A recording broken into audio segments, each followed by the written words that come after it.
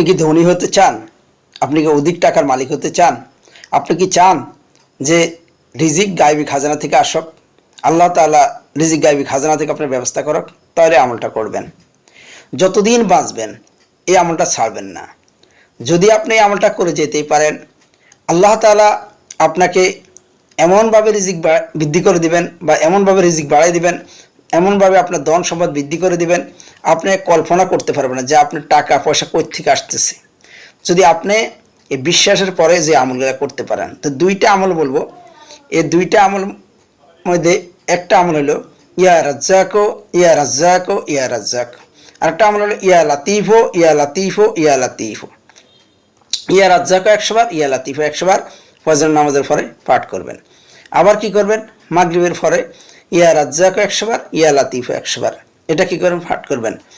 ইনশাল্লাহ কয়েকদিন করে দেখেন, আল্লাহ তাআলা আপনাকে ধনী বানাই দিবেন, এমনকি আল্লাহ তাআলা আপনাকে রিজিকের ফয়সালা করে দিবেন, গায়বী খাজানা থেকে রিজিকের ব্যবস্থা করে দিবেন। তো সবাই ভালো থাকবেন, সুস্থ থাকবেন। আসসালামু আলাইকুম ওয়া রাহমাতুল্লাহি ওয়া বারাকাতুহু।